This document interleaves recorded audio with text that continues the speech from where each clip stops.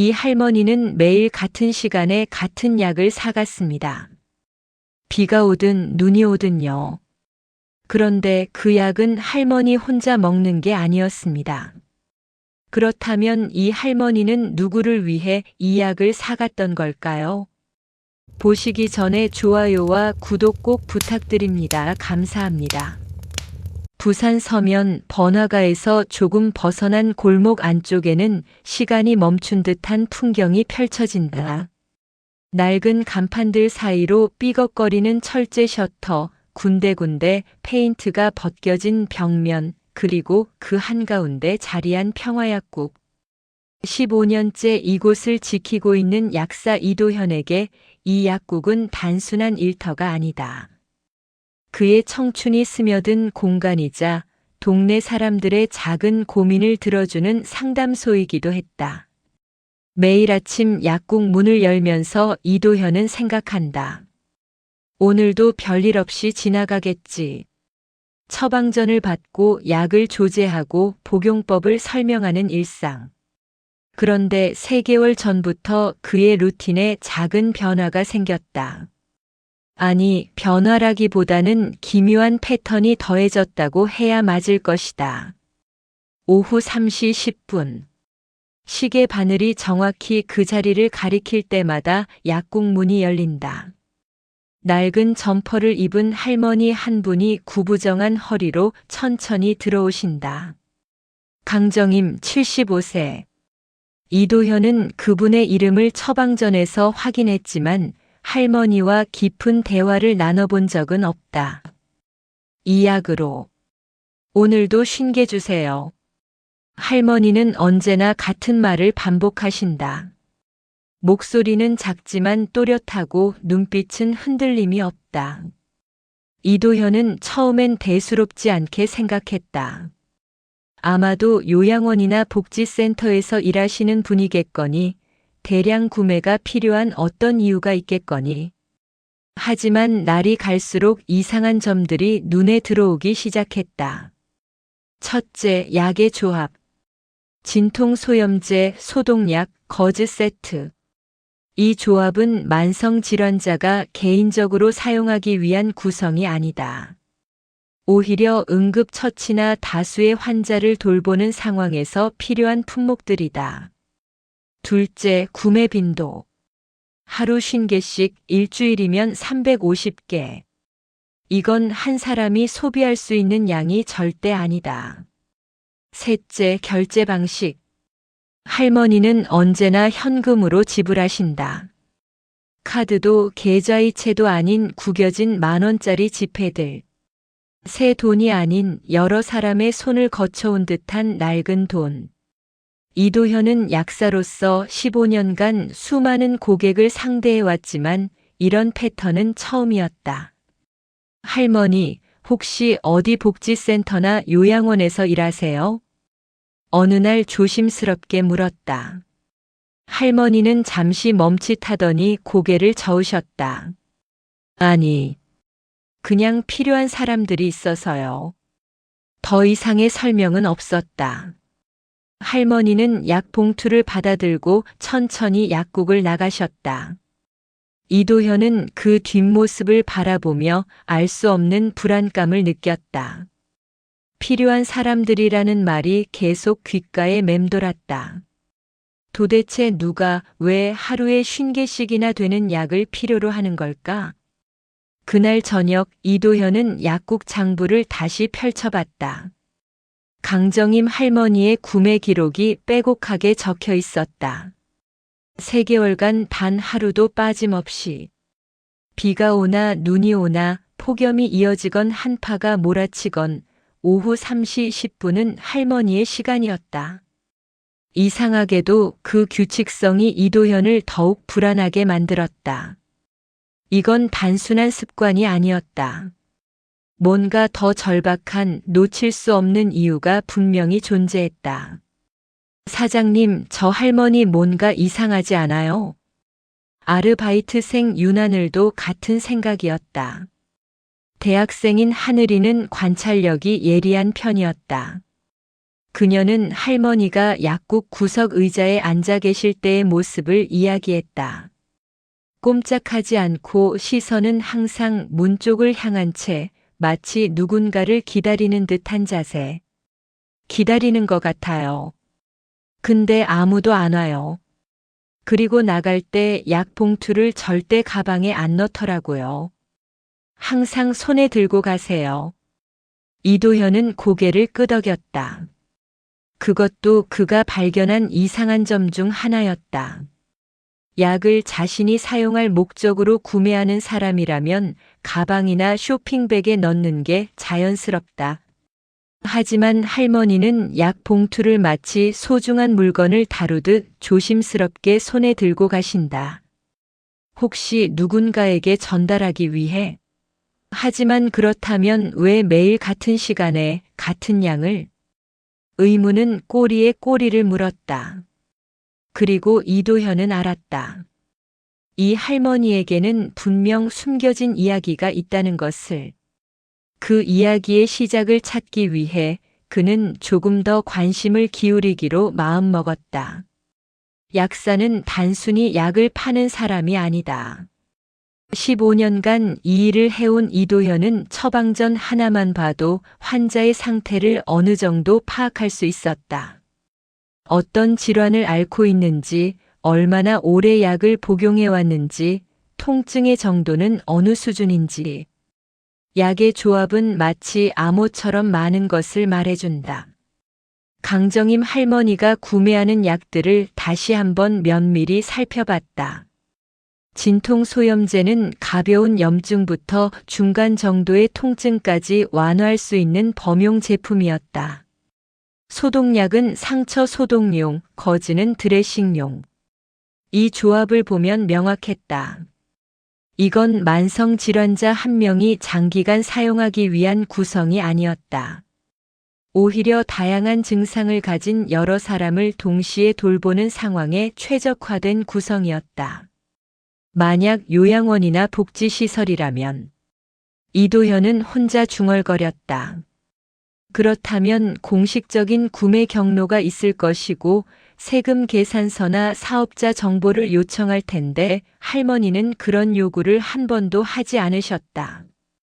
게다가 복지시설이라면 대량 구매 시 할인을 요청하는 게 일반적인데 할머니는 항상 정가로 구매하셨다. 돈이 남아서?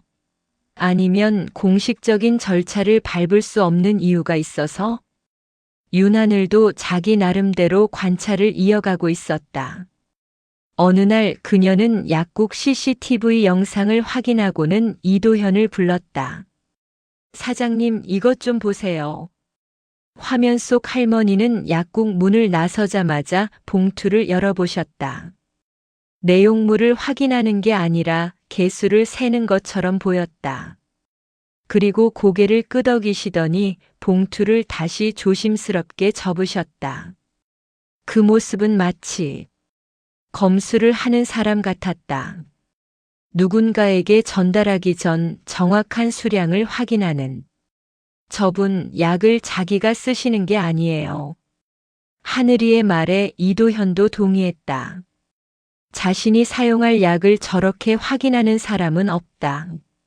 저건 배송업자가 혹은 중간 전달자가 취하는 행동이었다. 그렇다면 할머니는 누군가의 심부름을 하고 계신 걸까?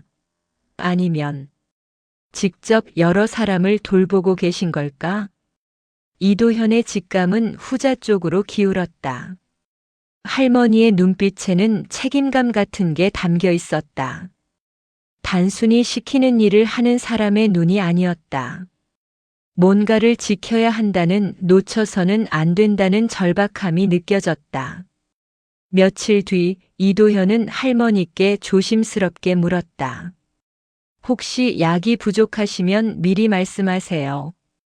재고를 더 확보해 둘 수 있어요. 할머니는 잠시 그를 바라보시다가 작게 미소 지으셨다. 고맙습니다. 근데 이 약들이 제일 중요해요. 다른 건 몰라도 이것만은 떨어지면 안 돼요. 왜요? 사람들이 아프거든요. 짧은 대답이었지만 그 안에는 많은 의미가 담겨 있었다. 사람들, 복수형, 그리고 아프다는 현재 진행형. 할머니는 지금 이 순간에도 아픈 사람들을 돌보고 계신 거였다. 공식적인 시스템 밖에서 혼자 힘으로. 이도현은 가슴 한편이 먹먹해지는 걸 느꼈다. 동시에 걱정도 밀려왔다. 만약 이 약들이 불법적인 경로로 흘러간다면, 만약 할머니가 누군가에게 이용당하고 계신다면, 약사로서 그는 책임감을 느끼지 않을 수 없었다. 할머니, 혹시 필요하시면 복지센터나 보건소에 연락드릴 수도 있어요. 공식적인 도움을 받으시는 게 아니에요. 할머니는 단호하게 고개를 저으셨다. 그 사람들은 공식적인 도움을 받을 수 없어요. 그래서 제가 하는 거예요. 더 이상 묻지 못했다. 할머니의 표정에는 어떤 선을 넘어서는 안 된다는 경계가 그어져 있었다. 이도현은 그 선을 존중하기로 했다. 대신 조용히 지켜보기로 했다. 그리고 필요하다면 도울 방법을 찾기로 했다. 그날 밤 이도현은 약국 재고를 정리하며 생각에 잠겼다. 할머니가 돌보는 사람들은 누구일까? 왜 공식적인 도움을 받을 수 없을까? 그리고 75세의 할머니가 혼자서 그 모든 걸 감당하고 계신 이유는 뭘까? 질문들은 계속 쌓여갔지만 답은 쉽게 보이지 않았다. 인간은 패턴의 동물이다. 하지만 강정임 할머니의 패턴은 일반적인 수준을 넘어섰다. 그것은 거의 의식에 가까운 깨트릴 수 없는 규칙처럼 보였다. 이도현은 7일 연속으로 할머니의 방문을 관찰했다. 그리고 놀라운 사실을 발견했다. 단 하루도 단 1분도 어긋나지 않았다는 것을. 월요일 오후 3시 10분, 화요일 오후 3시 10분, 수요일 오후 3시 10분. 마치 시계 태엽처럼 정확했다. 비가 억수같이 쏟아지던 목요일에도, 폭염주의보가 내려진 금요일에도 할머니는 어김없이 약국 문을 열었다. 날씨가 할머니의 루틴을 막을 수는 없었다. 윤하늘은 할머니를 관찰하며 노트에 기록을 남기기 시작했다. 대학에서 사회복지학을 전공하는 그녀에게 이 상황은 학술적 호기심을 불러일으켰다. 사장님, 할머니가 약국에 계시는 시간이 항상 정확히 12분이에요. 들어오셔서 약 주문하고 돈 내시고 봉투 확인하시고 나가시기까지. 오차범위 1분 이내. 12분? 네. 그리고 한 가지 더 이상한 게 있어요. 할머니는 약을 받고 나서 항상 약국 구석 의자에 잠깐 앉으세요. 정확히 3분 동안. 이도현은 눈썹을 치켜 세웠다. 그것까지는 눈치채지 못했다. 하늘이는 계속 설명했다. 앉아 계실 때 할머니는 봉투를 무릎 위에 올려놓고 손으로 쓰다듬으세요. 마치 기도하시는 것처럼요. 그리고 시선은 항상 약국 문을 향해 있어요. 누군가를 기다리는 것 같은데 아무도 안 와요. 기다리는 사람? 네. 처음엔 누가 올 줄 알고 기다리는 건가 싶었는데 매일 똑같아요. 아무도 안 오는데 계속 기다리세요. 그러다가 정확히 3분이 지나면 일어나서 나가세요. 이도현은 그날 오후 할머니가 방문하는 시간에 특별히 주의를 기울였다. 과연 하늘이의 말대로였다. 할머니는 약을 받은 후 구석 의자에 앉으셨다. 봉투를 무릎 위에 올려놓고 손으로 조심스럽게 쓰다듬으셨다. 눈을 감으신 게 아니라 뜨고 계셨는데 그 시선은 어딘가 먼 곳을 바라보는 것 같았다. 3분 후 할머니는 천천히 일어나셨다. 봉투를 두 손으로 감싸듯 들고 약국 문을 나섰다. 뒷모습이 유난히 작아 보였다. 구부정한 등 느린 걸음. 하지만 그 걸음에는 흔들림이 없었다. 목적지를 정확히 알고 가는 사람의 걸음이었다. 저 할머니 대체 어디로 가시는 걸까요? 하늘이의 질문에 이도현도 답을 할 수 없었다. 다만 한 가지는 확실했다. 할머니에게 오후 3시 10분은 그냥 시간이 아니었다. 그건 약속이었다. 누군가와 맺은 절대 어길 수 없는 약속. 며칠 뒤 이도현은 할머니가 나간 직후 재고를 확인하다가 문득 깨달았다. 할머니가 구매하는 약들의 구성이 조금씩 바뀌고 있다는 것을. 처음엔 진통소염제 비율이 높았는데 최근엔 소독약과 거즈의 비중이 늘어났다. 이건 단순한 변화가 아니었다. 할머니가 돌보는 사람들의 상태가 바뀌고 있다는 신호였다. 염증이나 상처가 늘어나고 있는 건가?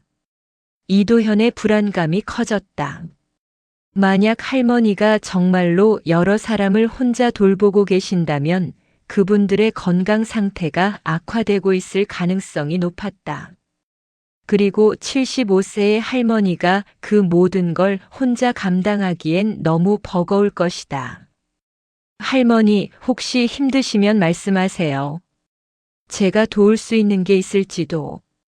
어느 날 이도현이 조심스럽게 말을 꺼냈다. 할머니는 잠시 그를 바라보시다가 고개를 저으셨다. 괜찮아요. 이건 제가 해야 하는 일이에요.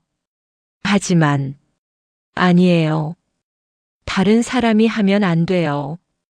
그 사람들은 저만 기다려요. 할머니의 목소리에는 단호함과 동시에 슬픔이 섞여 있었다. 이도현은 더 이상 말을 잇지 못했다. 할머니에게 이 일은 단순한 봉사나 선행이 아니었다. 그건 삶의 이유이자 존재의 증명이었다. 그날 저녁 이도현은 약국 문을 닫으며 하늘을 바라봤다. 석양이 붉게 물들어가고 있었다. 할머니는 지금쯤 어디에 계실까? 누군가의 상처를 소독하고 약을 나눠주고 손을 잡아주고 계실까? 이도현은 알 수 없는 존경심과 함께 깊은 걱정을 느꼈다. 세상에는 항상 의심의 눈초리가 존재한다. 특히 이해할 수 없는 패턴 앞에서 사람들은 최악의 시나리오를 먼저 떠올린다. 강정임 할머니와 평화약국의 이야기도 예외는 아니었다. 어느 날 아침 윤하늘이 당황한 얼굴로 이도현에게 휴대폰을 보여줬다. 사장님, 이거 봐야 할 것 같아요. 화면에는 동네 커뮤니티 게시판이 떠 있었다. 제목은 서면 평화약국 수상한 노인 약 거래 의혹이었다. 글쓴이는 최재민이라는 사람으로 이 동네 커뮤니티의 운영자였다. 매일 같은 시간에 같은 할머니가 대량으로 약을 구매한다. 처방전도 없이. 이건 명백히 불법 약 유통 아닌가? 노인을 이용한 조직적 범죄일 가능성도 있다. 약국 측은 왜 신고하지 않는가? 혹시 공모 관계는 아닌지. 댓글들이 빠르게 달리고 있었다. 대부분은 우려와 의심의 목소리였다. 요즘 노인들 이용한 범죄 많잖아요. 신고해야 되는 거 아닌가요? 약국도 이상하다고 생각 안 했을 리 없는데 왜 가만히 있었을까요? 혹시 약국이 고의로 판매하는 건 아닐까요? 이익이 되니까. 이도현은 휴대폰을 들고 한참을 말없이 서 있었다. 가슴이 답답했다. 사람들은 할머니를 전혀 모른다. 그 나이에 비바람 속에서도 약을 구하러 오시는 이유를, 봉투를 손에 꼭 쥐고 가시는 절박함을 전혀 이해하지 못한다. 사장님 어떻게 해요? 계속 이러다간. 하늘이의 목소리에도 걱정이 묻어났다. 커뮤니티 글은 빠르게 퍼져나가고 있었다. 다른 약국 사람들도 이미 이 글을 봤을 것이다. 실제로 오후쯤 되자 동네 약사 모임 단톡방에서도 메시지가 오기 시작했다. 도현아, 너희 약국 일 괜찮아? 커뮤니티에 글 떴던데. 혹시 정말 문제 있는 거 아니야? 조심해야 될 것 같은데. 이도현은 답장을 보내지 않았다. 뭐라고 설명해야 할지 알 수 없었다. 아니에요. 할머니는 나쁜 사람이 아니에요. 라고 말해봤자 증거가 없었다. 오히려 그는 할머니가 정확히 무엇을 하고 계신지조차 모르고 있었다. 점심시간이 지나고 이도현은 보건소에서 전화를 받았다. 평화약국이죠? 민원이 들어와서 확인차 연락드립니다. 최근 특정 고객에게 약을 대량 판매하고 계신다는 신고가 있었는데요. 이도현은 차분하게 설명했다. 처방전이 필요 없는 일반 의약품이고 법적으로 문제될 게 없다고. 하지만 담당 공무원의 어조는 여전히 의심스러웠다. 그래도 일단 확인은 해봐야겠습니다. 노인 대상 범죄나 불법 유통에 연루될 경우 약국도 책임을 면할 수 없으니까요. 전화를 끊고 나서 이도현은 깊은 한숨을 내쉬었다. 상황이 복잡해지고 있었다. 만약 보건소에서 정식 조사에 들어가면 할머니도 조사를 받게 될 것이다. 그리고 할머니가 돌보는 그 사람들도 드러날 것이다. 그게 과연 좋은 일일까? 이도현의 머릿속에서 두 가지 목소리가 싸우고 있었다. 신고해야 해. 만약 불법이라면 더 큰 문제가 생길 수 있어. 약사로서 책임을 져야 해. 아니야. 할머니는 누군가를 돕고 계신 거야. 공식적인 시스템이 닿지 못하는 곳에서. 신고하면 할머니가 다치실지도 몰라. 오후 3시 10분이 다가왔다. 이도현은 불안한 마음으로 시계를 바라봤다. 할머니가 오실까? 커뮤니티 소문을 들으셨을까? 혹시 더 이상 오지 않으실까? 3시 10분 정각 약국 문이 열렸다. 할머니가 들어오셨다. 평소와 똑같은 모습으로. 하지만 이도현의 눈에는 할머니의 얼굴이 조금 더 피곤해 보였다. 이 약으로. 오늘도 쉰게 주세요. 같은 말. 하지만 오늘따라 그 말이 다르게 들렸다. 오늘도, 내일도 모레도 계속 오셔야 한다는 무게감이 느껴졌다. 이도현은 약을 준비하면서 고민했다. 할머니께 소문에 대해 말씀드려야 할까? 조심하시라고 경고해 드려야 할까? 하지만 그의 입에서는 다른 말이 나왔다. 할머니, 날씨가 추워지고 있어요. 감기 조심하세요. 할머니는 잠시 그를 바라보시다가 고개를 끄덕이셨다. 그리고 평소보다 조금 더 긴 시간 동안 약국 구석 의자에 앉아 계셨다. 5분. 언제나 3분이던 시간이 오늘은 5분으로 늘어났다. 할머니도 부담을 느끼고 계신 걸까? 그날 저녁 이도현은 결정을 내렸다. 직접 확인하기로. 할머니가 어디로 가시는지, 무엇을 하시는지. 더 이상 추측만으로는 안 될 것 같았다. 진실을 알아야 제대로 도울 수 있을 테니까.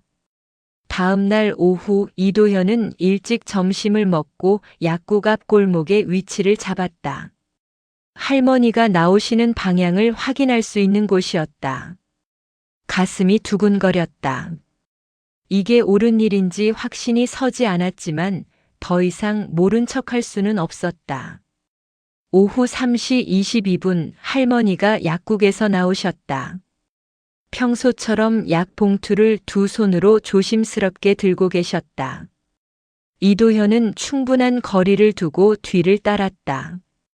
약사 가운을 벗고 평범한 재킷을 입었지만 혹시 들킬까봐 조마조마했다. 할머니는 서면 큰 길을 피해 골목길로 접어드셨다.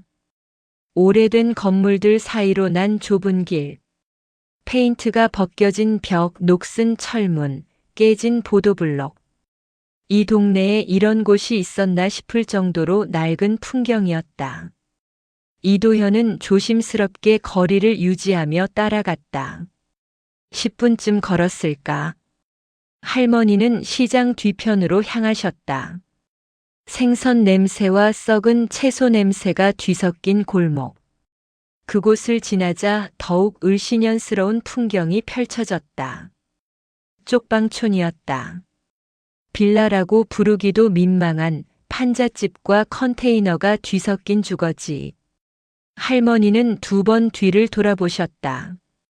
이도현은 재빨리 전신주 뒤로 몸을 숨겼다. 심장이 터질 것 같았다. 할머니는 주변을 경계하듯 천천히 둘러보시다가 다시 걸음을 옮기셨다. 누군가를 경계하고 계신 게 분명했다. 조금 더 걸어가자 할머니는 한 컨테이너 앞에 멈춰 섰다. 문을 노크하셨다. 곧 문이 열리고 한 할아버지가 나왔다.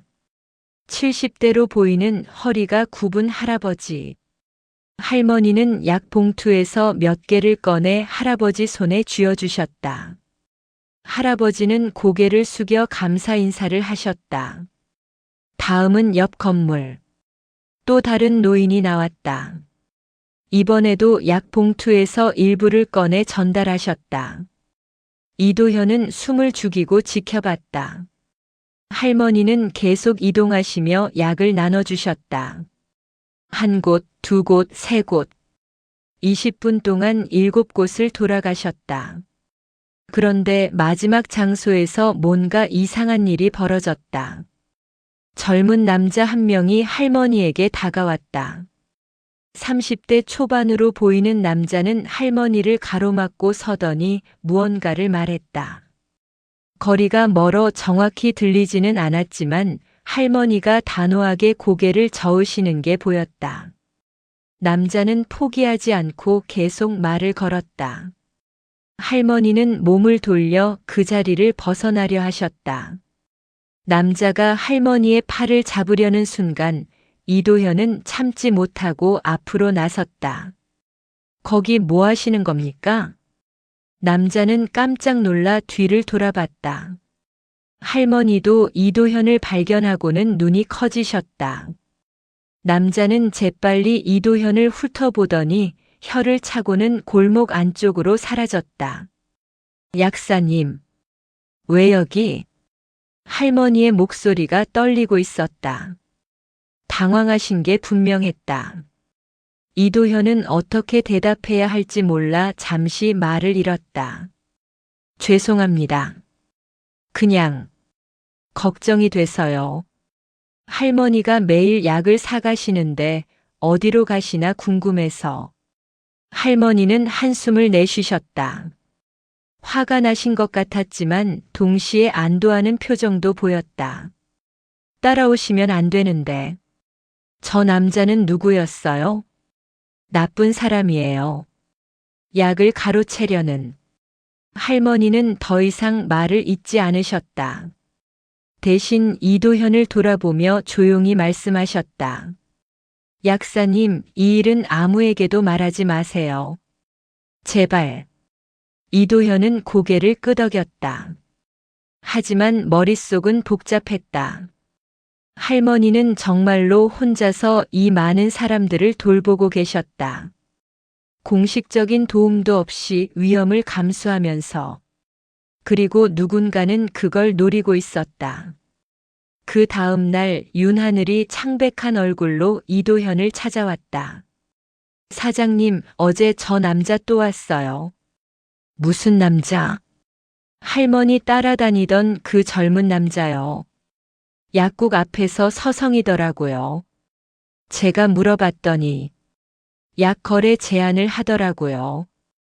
이도현의 표정이 굳어졌다. 하늘이는 떨리는 목소리로 설명했다. 그 남자가 명함을 줬는데요. 의약품 도매라고 쓰여 있었어요. 근데 뭔가 이상했어요. 정식 업체 같지 않았어요. 그리고 이렇게 말했어요. 할머니한테 가는 약 나한테 넘기면 2배로 쳐드린다고. 2배? 네.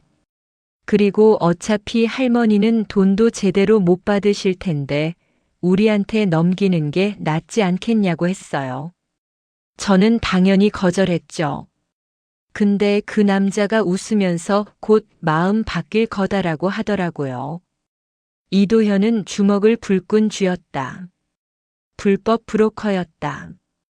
쪽방촌의 취약한 노인들을 위해 할머니가 구매하는 약을 중간에서 가로채려는 인간들.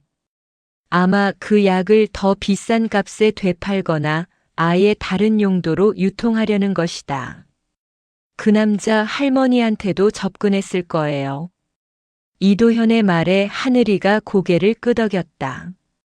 어제 할머니 오실 때 봤는데 약국 들어오시기 전에 그 남자랑 마주치셨어요.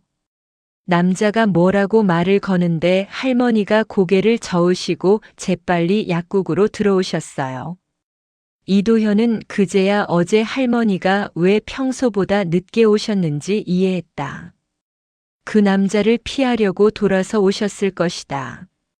75세의 할머니가 불법 브로커를 피해 다니고 계셨다는 사실에 가슴이 먹먹했다. 오후 3시가 되자 이도현은 약국 앞을 주시했다. 과연 그 남자가 나타났다. 골목 모퉁이에 기대어 담배를 피우며 서 있었다. 할머니를 기다리는 게 분명했다. 3시 10분 할머니가 나타나셨다. 남자는 담배를 버리고 할머니에게 다가갔다. 이도현은 재빨리 약국 밖으로 나갔다. 할머니. 이도현의 목소리에 할머니와 남자가 동시에 돌아봤다. 남자는 짜증스러운 표정을 지었다. 또 당신이야? 할머니, 안으로 들어가세요. 이도현은 할머니를 약국 안으로 안내했다. 남자는 따라 들어오려 했지만 이도현이 막아섰다. 손님이 아니시면 나가주세요. 손님 맞는데요? 약 사러 왔는데. 무슨 약이요? 그냥. 진통제요. 처방전 있으세요? 남자는 헛웃음을 쳤다. 처방전 없어도 살 수 있는 거 아닙니까? 맞습니다. 근데 저희 약국은 손님을 선택할 권리가 있어요. 판매를 거부하겠습니다. 남자의 얼굴이 일그러졌다. 하지만 더 이상 버티지 않고 약국을 나갔다. 문을 닫으며 중얼거렸다. 두고 봅시다. 이도현은 한숨을 내쉬고 할머니를 돌아봤다. 할머니는 의자에 앉아 계셨는데 손이 떨리고 있었다. 할머니 괜찮으세요? 미안해요. 약사님한테 피해를 끼치게 돼서. 아니에요. 저 사람이 잘못된 거예요. 할머니는 아무 잘못이 없어요. 할머니는 고개를 들어 이도현을 바라보셨다. 눈가에 눈물이 맺혀 있었다. 저는 그냥 사람들 도우려고 했을 뿐인데 왜 이렇게 힘든 걸까요? 이도현은 할머니 옆에 앉았다. 힘드시죠? 혼자서 다 감당하시니까. 하지만 제가 안 하면 그 사람들은 아무도 안 도와줘요. 병원도 못 가고 약도 못 사고. 저라도 해야죠. 이도현은 그 순간 깨달았다. 할머니는 이용당하는 게 아니었다. 지키고 계신 것이었다. 세상이 외면한 사람들을, 시스템이 놓친 사람들을. 75세의 작은 몸으로 혼자 힘으로. 할머니, 제가 도와드릴 수 있을까요? 할머니는 놀란 표정으로 이도현을 바라봤다. 약사님이요? 네. 혼자 하시기 힘드시잖아요.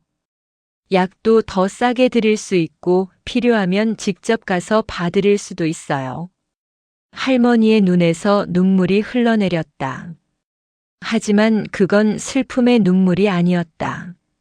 안도와 감사의 눈물이었다. 정말 괜찮으시겠어요? 네. 이게 약사가 해야 할 일인 것 같아요. 그날부터 이도현과 할머니의 동행이 시작되었다. 그로부터 일주일이 지났다. 이도현은 할머니를 따라 쪽방촌을 2번 더 방문했다. 그곳의 현실은 상상 이상이었다. 병원비가 없어 진통제로 버티는 할아버지, 당뇨가 있는데 약을 살 돈이 없어 식사를 거르는 할머니, 무릎 수술이 필요한데 몇 년째 미루고 있는 노인. 이도현은 그들을 보며 가슴이 아팠다. 강정임 할머니는 이들을 수첩에 기록하고 계셨다. 날짜별로, 증상별로 필요한 약까지. 마치 의사가 환자를 관리하듯이. 이도현은 그 수첩을 보고 놀랐다. 할아버지 마이너스 손염증, 소독약 필요. 할머니 마이너스 관절통, 진통제 2주분. 쉼터 마이너스 거즈 부족, 파스 10개. 마지막 페이지에는 이런 문장이 적혀 있었다.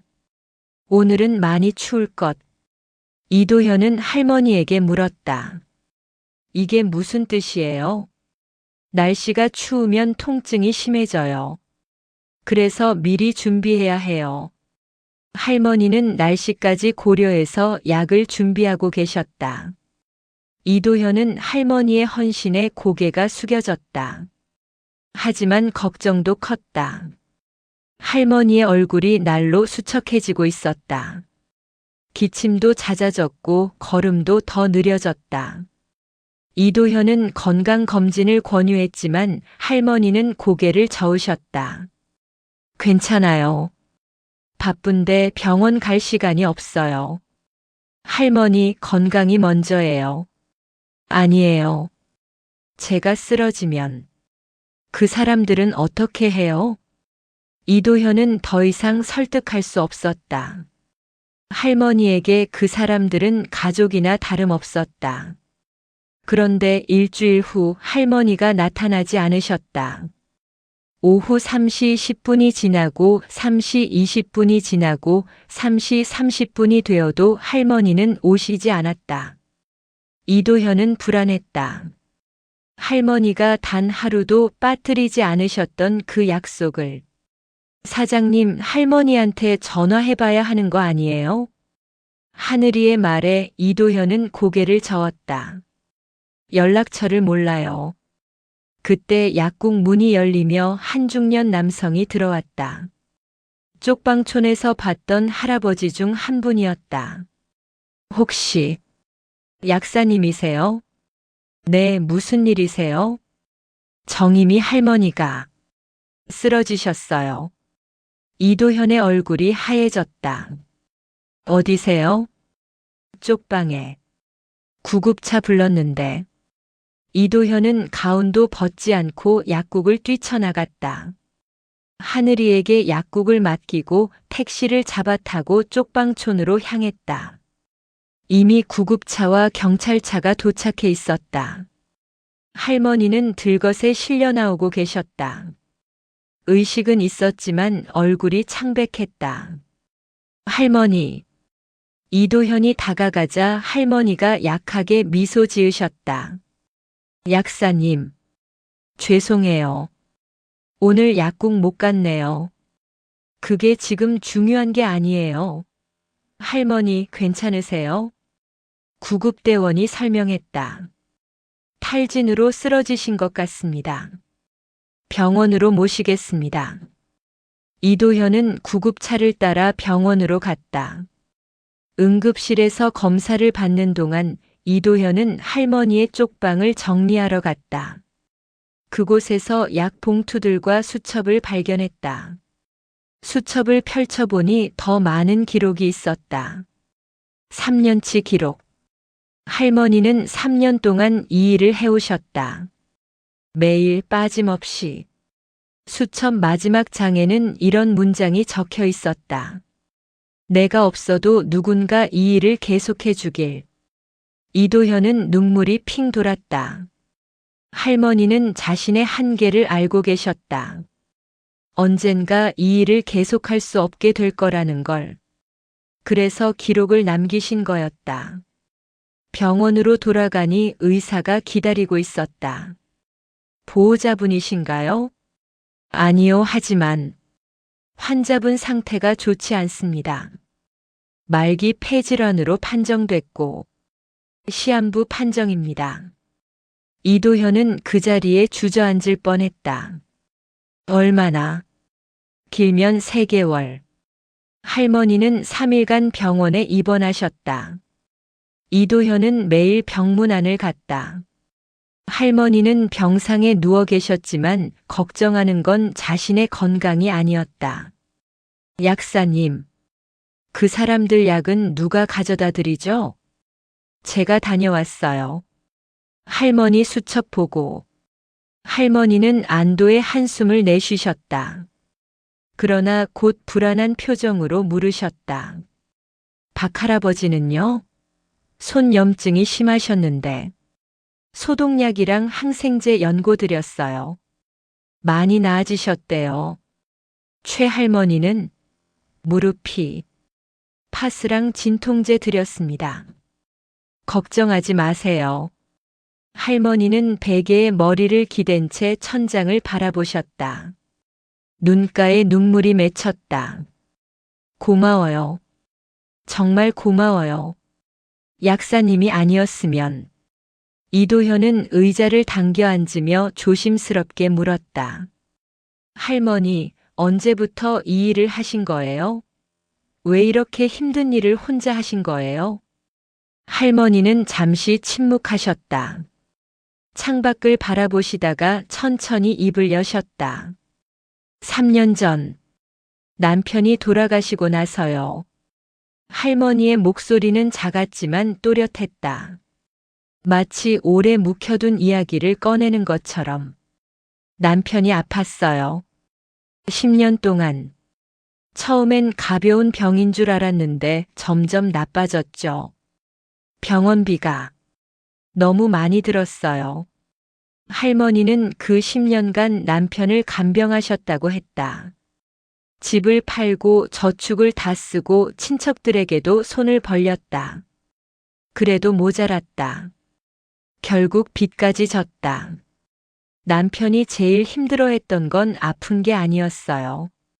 자기 때문에 내가 고생한다는 것, 돈이 계속 나간다는 것. 그게 제일 힘들었대요. 어느 날 남편이 약 먹는 걸 거부했다고 한다. 이제 그만 쓰자. 우리 돈으로 뭐라도 맛있는 거 먹자고 했다고. 할머니는 울면서 남편을 설득했다. 당신이 살아있는 게 제일 중요하다고. 그렇게 10년을 버텼어요. 그리고 남편이 떠났죠. 남편이 돌아가시고 할머니에게 남은 건 쪽방 하나뿐이었다.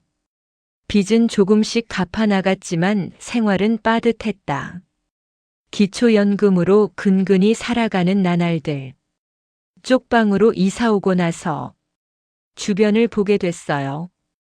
저처럼 혼자 사는 노인들이 정말 많더라고요. 다들 아픈데 참고 사는 거예요. 할머니는 어느 날 옆집에서 신음소리를 들으셨다고 한다. 문을 두드려 봤더니 70대 할아버지가 바닥에 쓰러져 계셨다. 팔에 상처가 나서 골마 있었는데 병원에 갈 돈이 없어서 그냥 참고 계셨다는 것이다. 그래서 제가 약국 가서 소독약이랑 거즈 사다 드렸어요. 제가 간병하면서 배운 게 있으니까. 상처 소독하고 약 발라드렸죠. 할아버지는 할머니의 손을 잡고 울었다고 한다. 고맙습니다. 제가 사람 취급을 받는 기분이에요 라고. 그 말이 할머니의 가슴에 깊이 박혔다. 그 말을 듣는 순간 알았어요. 내가 해야 할 일이 이거구나. 그게 시작이었다. 1명, 2명 소문이 퍼지며 도움을 청하는 사람들이 늘어났다. 할머니는 자신의 연금을 아껴가며 약을 사서 나눠드렸다. 때로는 폐지를 주우며 돈을 모았다. 식사를 거르는 날도 많았다. 왜 그렇게까지 하세요? 복지센터나 보건소에 연락하시면. 이도현의 질문에 할머니는 쓸쓸히 웃으셨다. 그 사람들은 공식적인 도움을 받을 수 없어요. 왜요? 주민등록이 말소된 사람, 신분증을 잃어버린 사람, 가족한테 버림받아서 연락처도 없는 사람. 행정 시스템 밖에 있는 사람들이에요. 이도현은 숨이 막혔다. 그런 사람들이 있다는 건 알았지만 이렇게 가까이에, 이렇게 많이 있을 줄은 몰랐다. 복지 사각지대라고 하죠. 서류가 없으면 의료급여도 못 받고 긴급 지원도 못 받아요. 보건소에서도 신분 확인이 안 되면 도와주기 어렵대요. 그럼 그 사람들은 그냥 참고 살아요. 아파도 다쳐도 죽을 때까지. 할머니의 목소리가 떨렸다. 저는 그게 너무 싫었어요. 사람이 아픈데 도움이 필요한데 서류가 없다고 포기해야 한다는 게 말이 안 되잖아요. 이도현은 할머니를 바라봤다. 75세의 작은 체구에서 나오는 강인한 의지.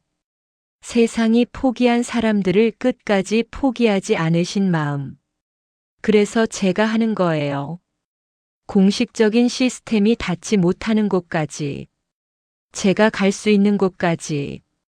할머니는 수첩 이야기도 해주셨다. 3년간 빠짐없이 기록한 이유. 제가 언젠가 못하게 될 거라는 걸 알았어요. 나이도 있고 몸도 약하고. 그래서 기록을 남긴 거예요.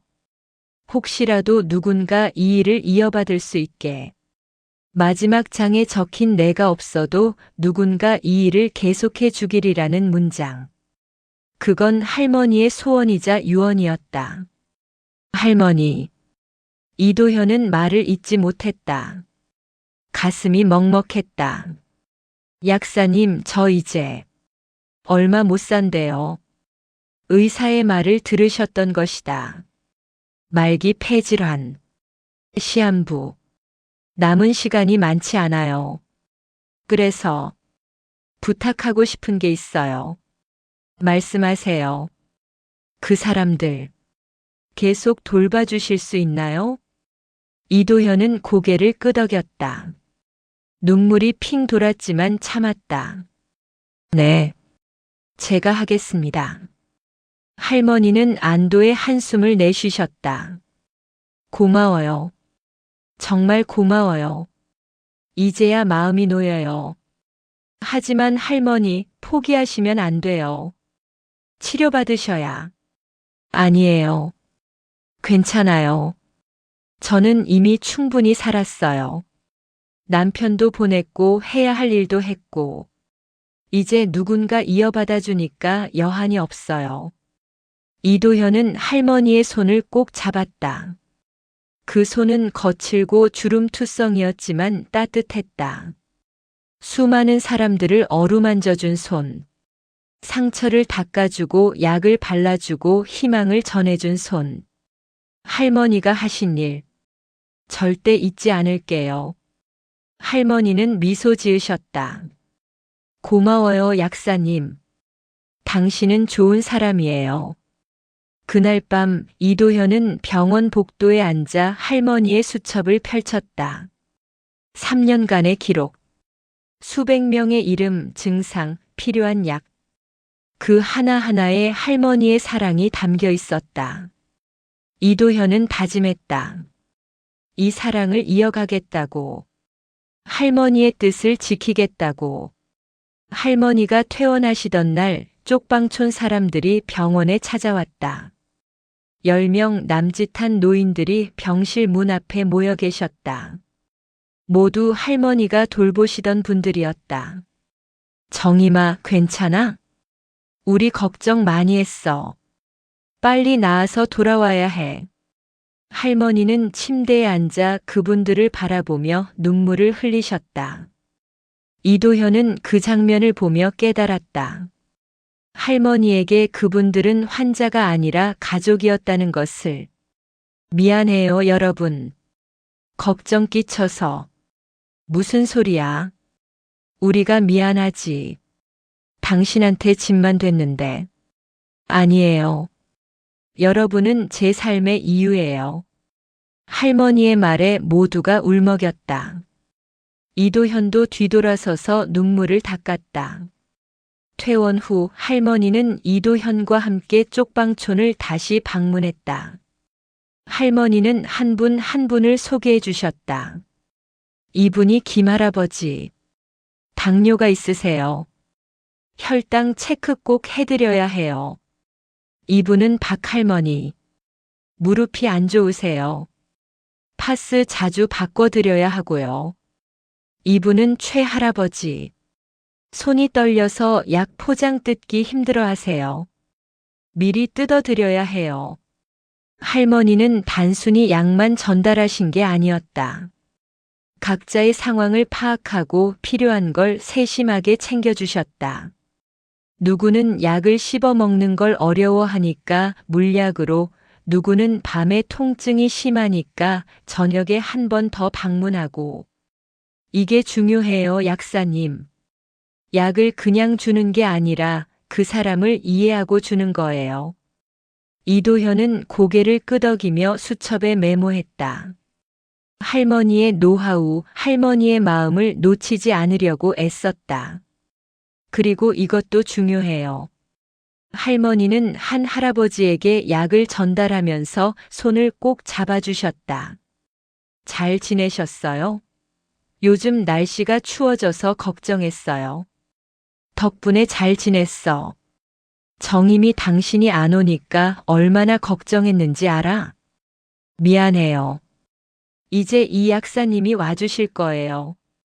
저보다 훨씬 잘해주실 거야. 할아버지는 이도현을 바라보며 고개를 숙였다. 고맙습니다, 약사님. 아니에요. 제가 할 일입니다. 할머니는 이도현을 돌아보며 말씀하셨다. 보셨죠? 손을 잡아주는 거. 이게 중요해요.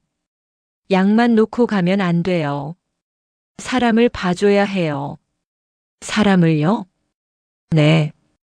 약은 물질이지만 사람의 손길은 마음이에요. 아픈 사람들은 약보다 마음을 더 원해요. 자기를 기억해주는 사람, 걱정해주는 사람이 있다는 것. 그게 약보다 더 효과가 있어요. 이도현은 그제야 이해했다. 할머니가 매일 같은 시간에 오셨던 이유. 약국 구석 의자에서 3분간 앉아 계셨던 이유. 봉투를 절대 가방에 넣지 않으셨던 이유. 그건 모두 원칙이었다. 사람을 대하는 태도, 약을 전하는 방식. 할머니에게는 하나하나가 의미가 있었다. 약은 직접 손으로 전해드려야 해요. 그냥 놓고 가면 안 돼요. 손을 잡아주고 눈을 마주보고 안부를 물어봐야 해요. 매일 같은 시간에요? 네. 그 사람들은 그 시간을 기다려요. 오늘도 누군가 나를 찾아오겠구나 하는 기대. 그게 하루를 버티게 해줘요. 이도현은 가슴이 뜨거워지는 걸 느꼈다. 할머니는 단순히 약을 나눠주신 게 아니었다. 존재의 의미를, 살아갈 이유를 전해주신 거였다. 약사님, 약은 치료제가 아니에요. 할머니가 말씀하셨다. 약은 존엄을 지키는 도구예요. 아픈 사람이 나는 돌봄받을 가치가 있는 사람이다라고 느끼게 해주는 것. 그게 약의 진짜 의미예요. 이도현은 그 말을 마음 깊이 새겼다. 15년간 약사로 일하면서도 미처 깨닫지 못했던 진실. 약의 진짜 힘은 성분이 아니라 그것을 건네는 마음에 있었다. 저도 그렇게 할 수 있을까요? 할 수 있어요. 약사님은 좋은 사람이니까. 할머니는 이도현의 손을 잡아주셨다. 그 손길에는 격려와 신뢰가 담겨 있었다. 그날 저녁 쪽방촌을 다 돌고 돌아오는 길에 할머니가 말씀하셨다. 약사님, 한 가지 더 알려드릴 게 있어요. 뭐죠? 약을 절대 돈 받고 주면 안 돼요. 네. 그 순간 관계가 바뀌어요. 도움이 아니라 거래가 되는 거죠. 그러면 그 사람들이 미안해하고 부담스러워해요. 그러면 안 와요.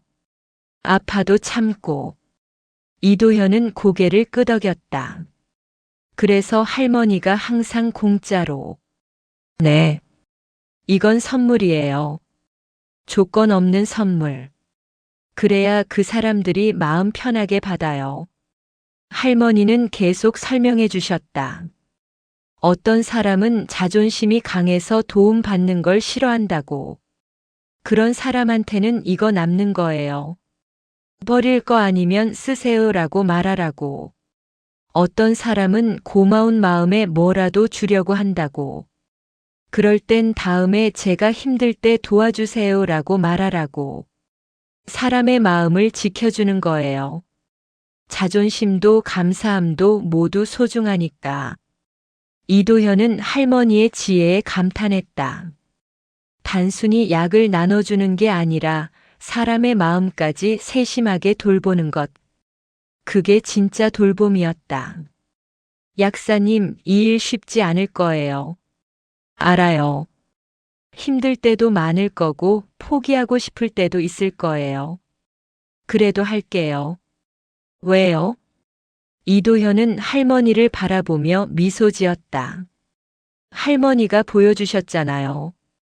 한 사람이 할 수 있는 일이 얼마나 큰지. 저도 그렇게 살고 싶어요. 할머니는 눈물을 흘리셨다. 행복한 눈물이었다.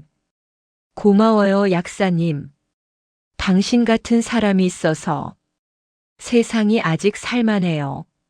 할머니는 그로부터 2달 후 돌아가셨다. 조용히 쪽방에서 마지막까지 주변 사람들을 걱정하시며 장례식에는 예상보다 많은 사람들이 왔다. 쪽방촌 사람들은 물론이고 시장 상인들, 동네 주민들 모두 할머니의 마지막 길을 함께했다. 이도현은 영정 앞에 서서 할머니를 떠올렸다. 항상 구부정한 허리로 약국에 오시던 모습, 약 봉투를 2 손으로 조심스럽게 들고 가시던 모습, 한 분 한 분 손을 잡아주시던 모습. 할머니, 약속 지킬게요. 꼭 지킬게요. 이도현은 조용히 다짐했다. 장례를 치르고 일주일 후 이도현은 약국 앞에 작은 상자를 하나 놓았다. 상자 위에는 이렇게 적혀 있었다. 필요한 만큼 가져가세요. 평화약국. 상자 안에는 기본적인 상비약들이 담겨 있었다. 진통제, 소독약, 밴드, 파스. 누구나 필요할 때 가져갈 수 있도록. 처음에는 사람들이 의아해했다. 공짜예요? 라고 물어봤다. 이도현은 고개를 끄덕였다. 네. 필요하신 분들 쓰시라고요. 소문이 퍼지기 시작했다. 이번에는 나쁜 소문이 아니라 좋은 소문이었다. 평화약국에 가면 공짜로 약을 준대.